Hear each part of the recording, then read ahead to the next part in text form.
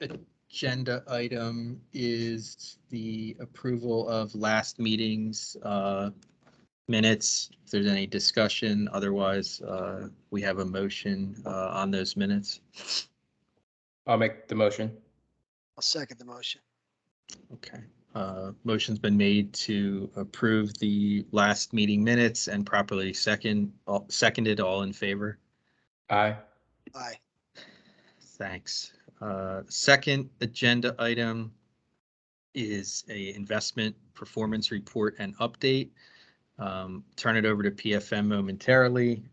As you've seen from the updates, the emails that have gone out, obviously in your own research and reading, it's been a tough stretch for markets. The first quarter was one of only 6 since the mid 70s, where both stocks and bonds went down at the same time, and that bonds actually did worse than stocks. So it's a very difficult time in the market. The fund has performed, I would say, in line or better than expectations relative to its policy benchmark and targets. But I will let PFM walk through the report and respond to trustee questions. Thanks, Chris. First of all, I apologize. I'm a little under the weather today, so if I stop for a second, just bear with me. Floyd, do you want to cover the markets and take any questions before we jump into the reports? Definitely. Alex, thank you for giving me the fun part and the hard part today. I appreciate you. So everybody, to Chris's point, it's been very difficult within the markets. But if you think about it, we're coming off of 3 years of double-digit returns in the market. So sometimes it's going to rain. It's just a commitment of, okay, when it rains, does it pour? And right now you're seeing it pouring. And what do we mean by that? If you look at the market as a whole, what's worked? If you haven't been in either energy or utilities, everything else hasn't worked out well. If you looked at the way our economy is set up and built, and even the indexes, we're heavily dependent on consumer discretionary type of spending, along with information technology. Those are 2 areas, both domestically and internationally, that have not performed. Those have been two sectors that have just straggled and have been in the back. If you were thinking about it as a whole, the markets, energy has been far and away the best performer. Everything else outside of, let's say you have utilities that are just treading water, everything else is underwater.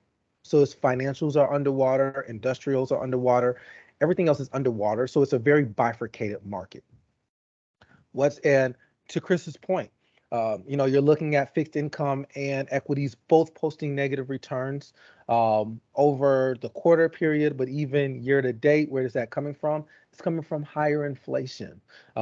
Usually when there's a concern about growth, you have bonds do well that balance out equities. When there's concerns in high inflation, you have equities which will take a hit, but fixed income will take a hit too. Currently, let's talk about inflation. If you're thinking about inflation, the numbers came in for April at 8.3 versus 8.5%. Now, if you take out food and energy, which are the volatile components, it comes out at 6.2%. So it's still rising a little bit, not as much as it had been in the past. A couple things to note would be energy was actually down month over month, but food was up year over year and month over month. If you take the food component and stretch it out over a year, month over month, that comes out to be about 11% inflation in food. I'm pretty sure everybody on this phone, if you've gone to the grocery store, you've seen it, whether it's been in the price of the food or it's been in the packaging to where you'll get less. So, and know there's a store called Save a Lot. Well, yes, you can save a lot, but companies are saving a lot by switching out the packaging within there. So you're seeing that within there. So that's some of the things that are playing it within the numbers.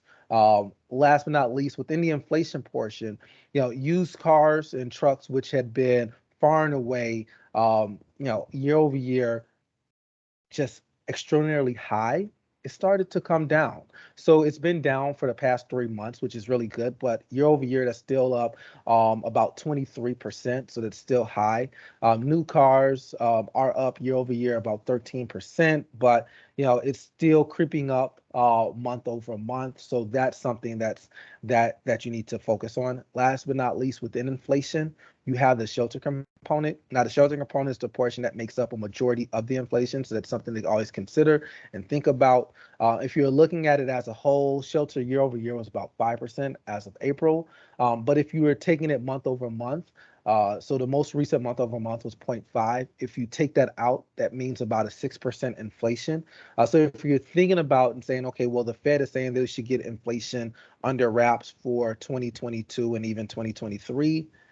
If shelter is a big component and shelter is projected to be about 6% year over year, if you're taking the month over month moves currently, that lets you know that inflation is actually very familiar and very reminiscent of unemployment.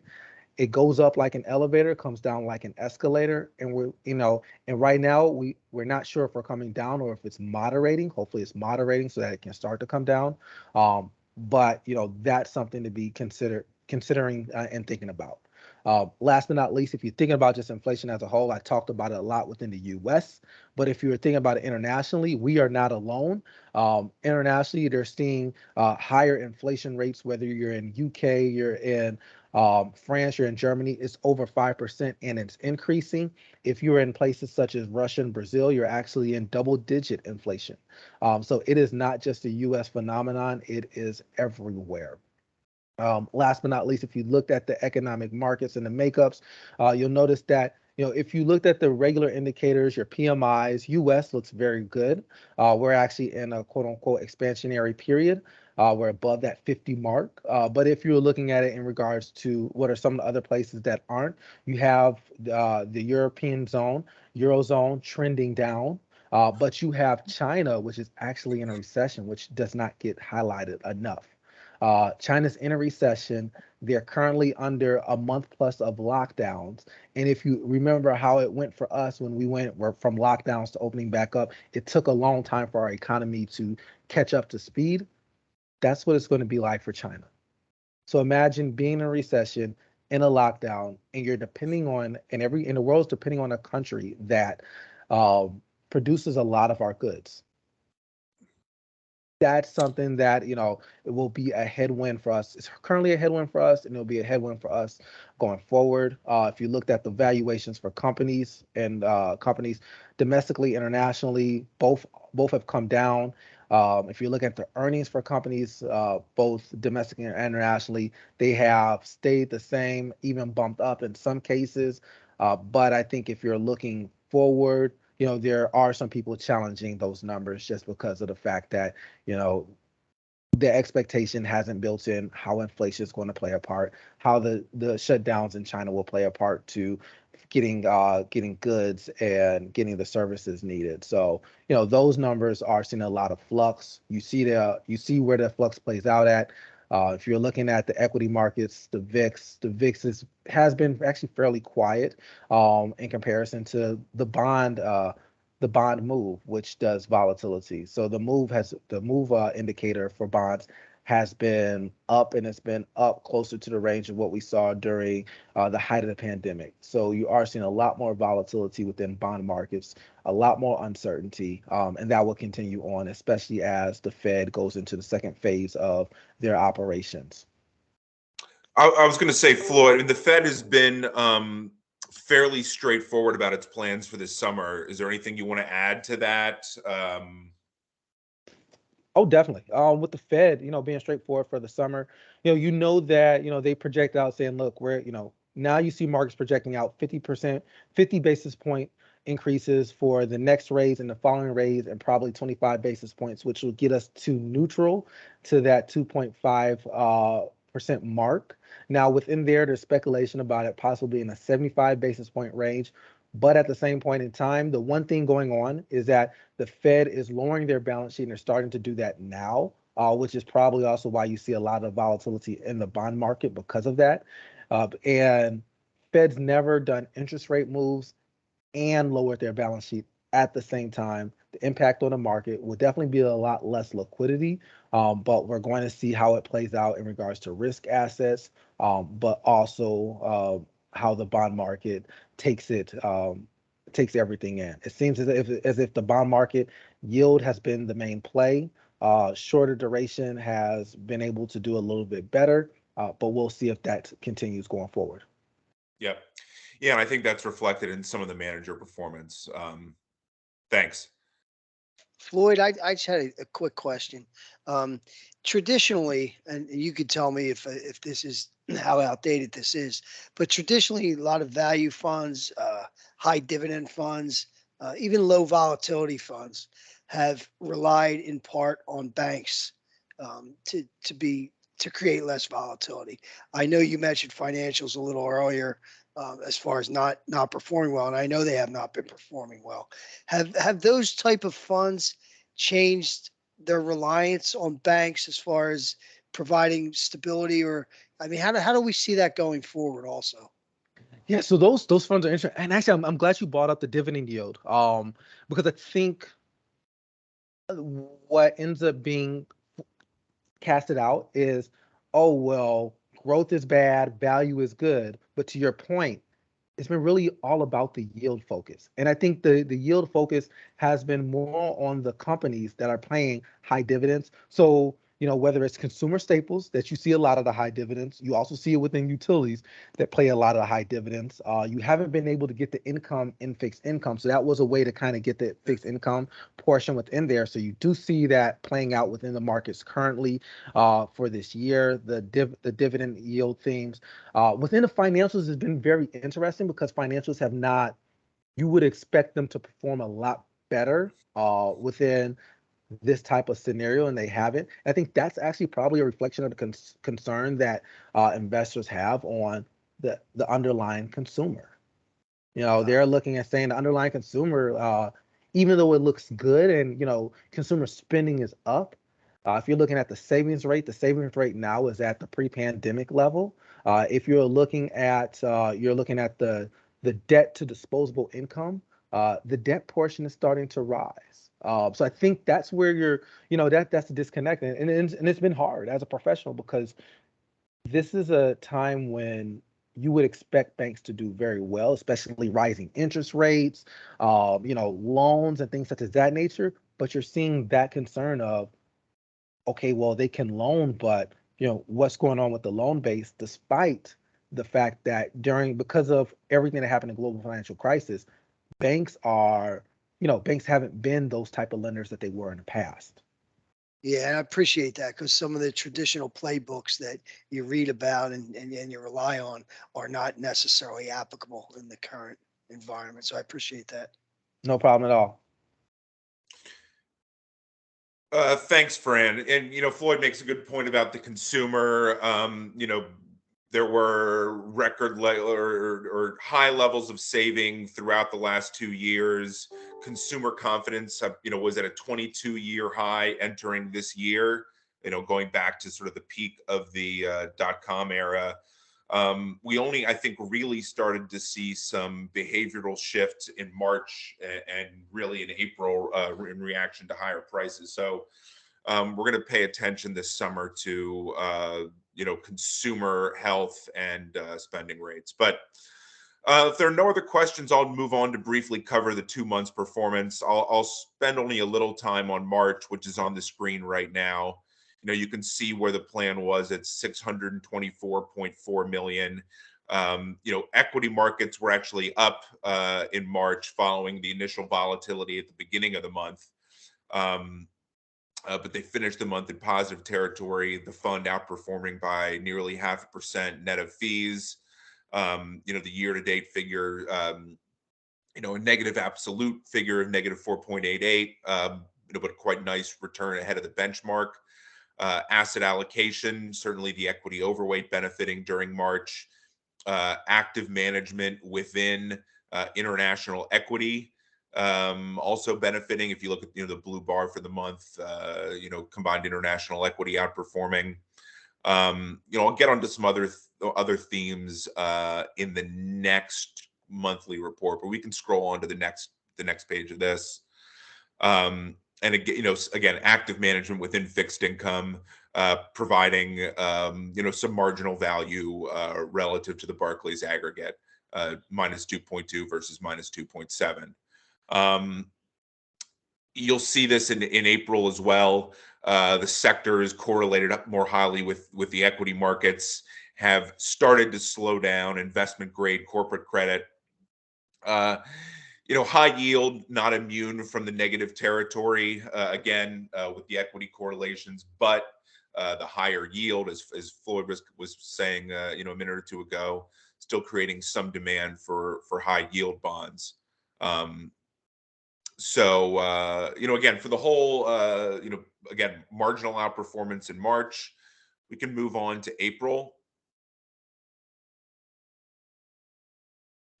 And so this is really where, the negative volatility around inflation, around uncertainty from the war in Ukraine extending, was felt. Market value, 1 month return of minus 6.58%, marginally ahead of the benchmark after fees.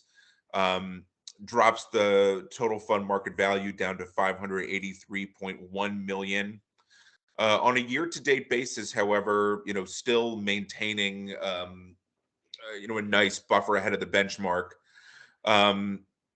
Within, again, asset allocation in this month being a detractor, but roughly 3% overweight or so to stocks, in a month when stocks are down 8 to 9%, weighing on the performance. One nice thing to note, generally, and I say generally, there are some exceptions, active management being a contributor across the board. PineBridge continues to make up ground, little by little. You'll note their since inception figure is now, I think right at 50 basis points behind. They've, protected on the downside, fairly nicely this year. And now we have the benefits of a zero fee structure for 2 quarters.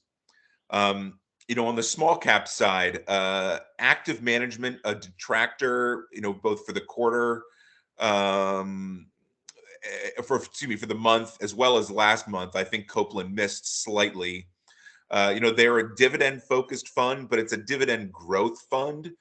So they're seeking stocks that are regularly increasing their dividends. Not exactly a traditional growth sector fund, but getting some dynamics. What's the word I'm looking for? Systematic impact from the slowdown in growth that we've seen this year, particularly in April, when you think of some of the tech sectors. The passive small cap S&P 600 continues to outperform the Russell 2000. That was a trend that I think, immediately after its inception, was not the case. Since then, it has been more normalized. The higher quality S&P 600 outperforming the Russell 2000. So that in itself is a bit of an active decision. But the net result is, a positive benefit from small cap as a whole. International equity managers generated some positive outperformance for the month. In total, they were down 6.0 versus 6.2. On a year-to-date basis, adding about 1.5% or so over the benchmark. Very good figures from both Acadian and Ernest, again, for the month and year-to-date. Floyd, you might have some exact data on this. I don't have it off the top of my head. Active management in international equity has struggled significantly on a year-to-date basis. It's not just mutual funds, it's separate account managers as well. The index is very highly placed in the peer universe. So it's nice to see these 2 funds breaking the trend that we've seen in active international management. So you can go on to the next page, Bill. And again, marginal monthly outperformance in fixed income, largely coming from the active managers which were, slightly ahead, of their benchmarks generally. I think MetLife for the month was the one exception. On a year-to-date basis, most of them are ahead of their benchmarks. Weaver Barksdale slightly ahead, MetLife even more slightly ahead. Again, investment grade credit has not provided the outperformance it has in prior years, doesn't have the yield benefits of high yield, and has the negative association with equities. So that's been a bit of a detractor. Whereas high yield on a year-to-date basis, again, because of the yield spread, has still delivered some outperformance.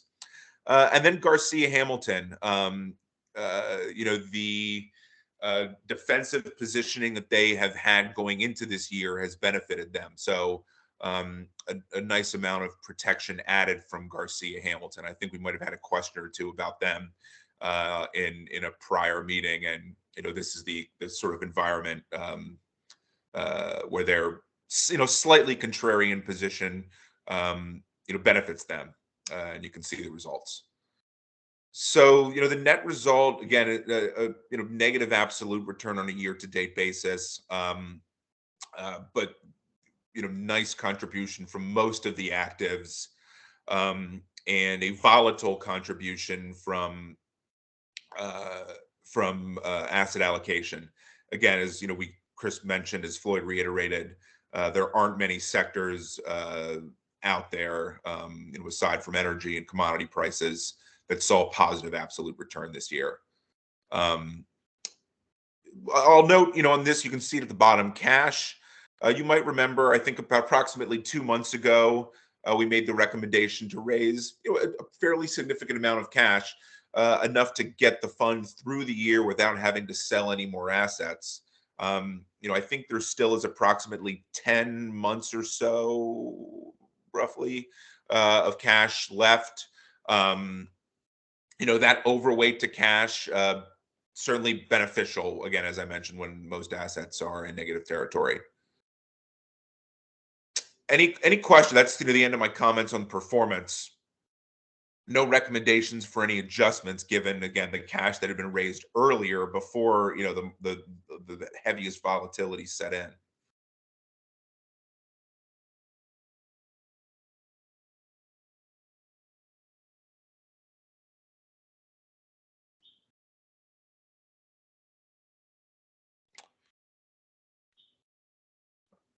Thanks, Alex. Thanks, Floyd. And then just as a reminder, the annual fee summary that'll be published as part of this month's report is on the last page, or the second to last page of the flash report. Fees continue to trend down slightly, leave 28.3 basis points. No, next, keep going. Sorry, I'm talking to Bill. 28, there you go. Yeah, 28.3 basis points. Last year, when we measured them, they were at 29 basis points. So a slight, decrease as we continue to negotiate better fees, index additional funds, etc. So obviously, as you review that, or if additional questions come up about the fees, please let me or folks at PFM know.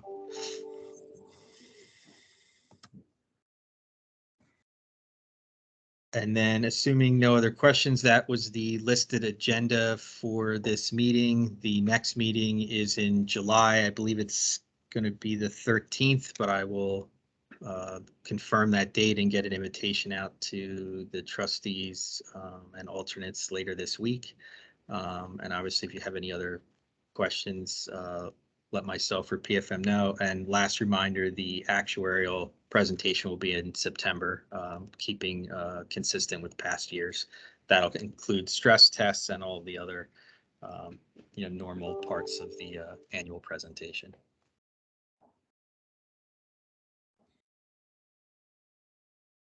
All right. That's it. I'll Thanks, make the everybody. motion to adjourn. Sure. I will second it. All in favor? Aye. Thanks, everyone. Enjoy the rest of your week and thank you for your time this morning. Yep, Thanks, thanks. everybody. Take care. Thanks, Alex. Thanks, Thanks, everyone. Floyd. Thanks, Floyd. Thanks, Kellen, Nick, Fran. Bye-bye.